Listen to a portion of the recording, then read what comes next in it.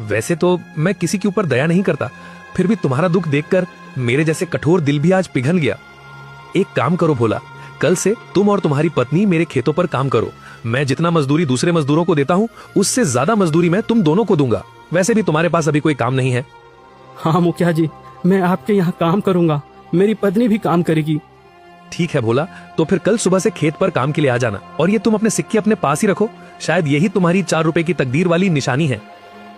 भोला उदास होकर वापस अपने कुटिया पर आता है। भोला की पत्नी रास्ता देख रही थी। भोला अपनी पत्नी के पास आकर सारी बातें बताने लगता है।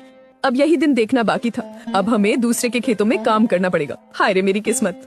अब देखो पद्मा, तुम ज्यादा ज्ञान मत दो, हमें काम मिला है, कल से काम पर जाना है। इस तरह दिन गुजरता गया। भोला और पद्मा अब मुखिया के खेतों पर काम करने लगे। रोजी रोटी का एक जरिया उन्हें मिल गया। खेतों पर फसल लहलहाने लगी। अरे भैया, इस साल तो हमारा फसल बहुत अच्छा हुआ है। हाँ भाई, इस साल तो बहुत ज्यादा फसल हुआ है, इस साल बहुत आमदनी होगा। अब चलो भैया, अब घर चलते हैं, कल सुबह फिर आएंगे।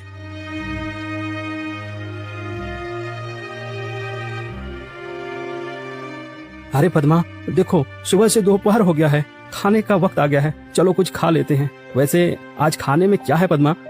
घर में जो भी थी रूखी सूखी सब ले आई हूँ, जाकर ठूसो।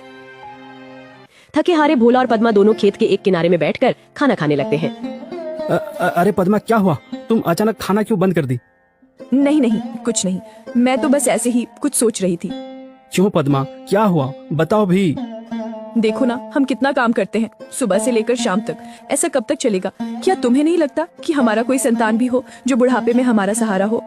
हाँ पद्मा, बार बार मैं भी यही सोचता हूँ, पर क्या करें, यह सब हमारे हाथ में नहीं, यह तो ऊपर वालों के हाथ में है।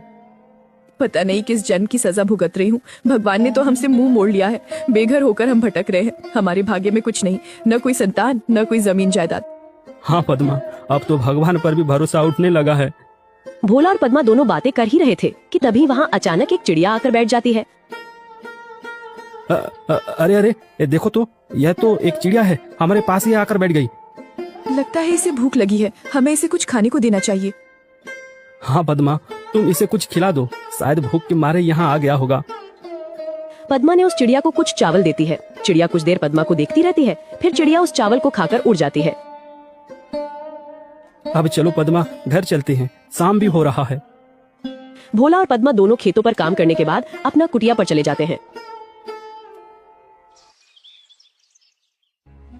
सुनिए भोला जी, ये फावड़ा उठाओ और मेरे साथ चलो। पर कहाँ? तुम फावड़ा लेकर कहाँ जाने की बातें कर रही हो?